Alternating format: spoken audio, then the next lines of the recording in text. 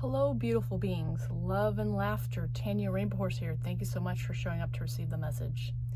This video is for people who want to understand and know what it looks like and feels like if you're processing and taking on other people's emotions.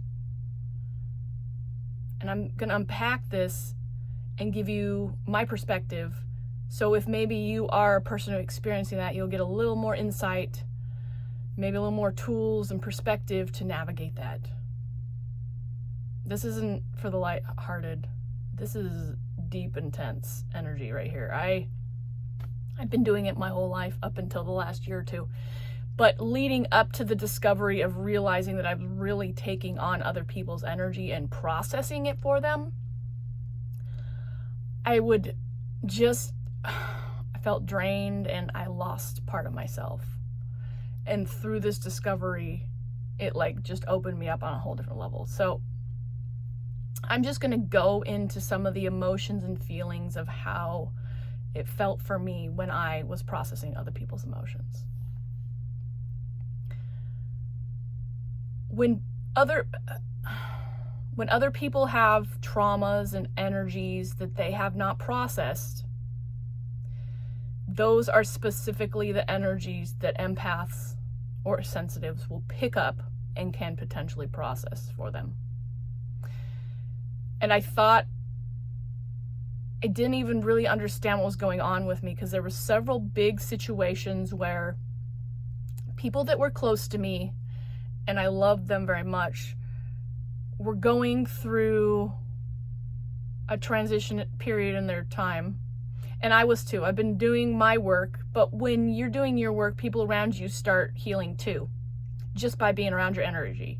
And so through that, when I was around certain people, it invoked healing of these traumas, these deep pains that they have not dealt with.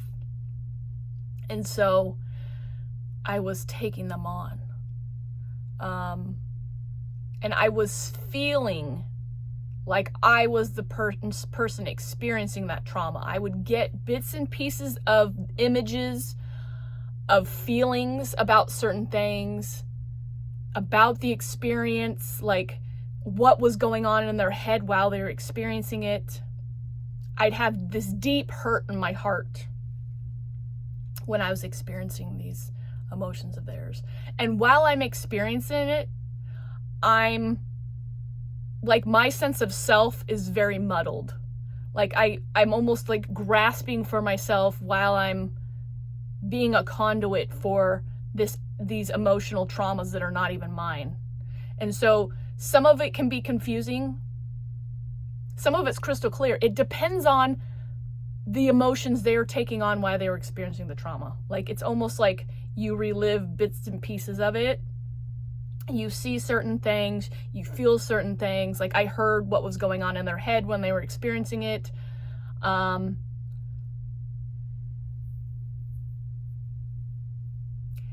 I would cry deep sorrows of just having loving compassion for them. I can't believe they went through this. This is so hurtful and painful. This hurts me. This is taking a part of my soul. It's intense and crazy. So, let's see, what else can I say about it? You just feel different sensations in your body. You can feel where they're stuck in their body, and how they allowed that energy to get stuck in their body. All sorts of information will come through, and you will witness it, you will process it, you will see it, you will hear it. Maybe it's different for everybody. Maybe you see it or experience it different. Maybe you just feel it. Maybe you just hear it. Maybe you just see it. There's so many different varieties of ways empaths and sensitives can feel other people's things. But I invite you to open up and just maybe witness how you do, because that can be part of the healing for us. Understanding how it's working for us can help liberate us. So let's see, how else did I... create energy for me and how to react with them in interactions. Like when I'm experiencing somebody and processing somebody's emotion, it's normally happening when I'm home doing a meditation and it just comes up, or I'm feeling heavy and I have so much energy in me, and finally when it releases, it's just like all the information comes up at once. And then once I've processed it, it's released, it's done. But when I'm interacting with the person, I'm still witnessing some of that energy, and it feels awkward and weird because you are yourself, you are your own energy, but then theirs is blending into you while you're connecting with them in person. And so then your energy responds towards their emotional responses in a way, and it kind of triggers them more in certain situations.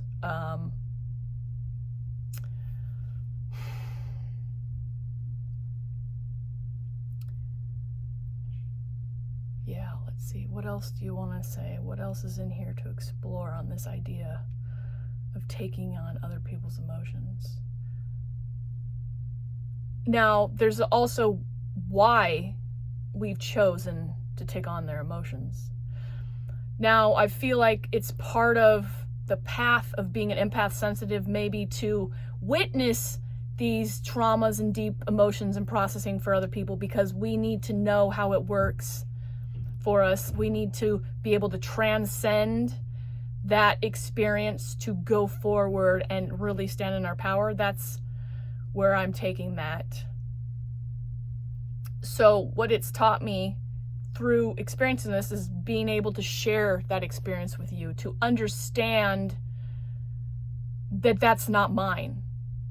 I'd say probably for a good year, I was taking on really strong traumas while I was processing some of my own. Granted, whenever you're processing other people's emotions, oftentimes you will be clearing out your own emotional, energetic karma as well.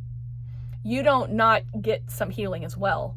It's just that you get so confused and muddled and lost into what's theirs, what's yours, and knowing that you're connecting an energy that's not even yours. And that can be a big burden. So what happened was, after I'd finally had this one last huge big energy push for a bunch of people, just processed a bunch of their energy just swimming in the muck, I came out on the other side and I said, enough, I'm done. Why am I doing this? And it became aware that I had a limiting belief that other people weren't capable of processing their own emotions, their own trauma.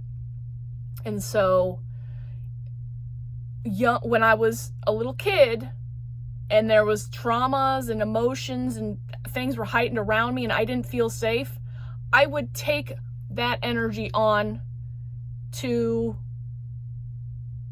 make it more bearable and manageable, because I know I can process emotions. I process them pretty fast.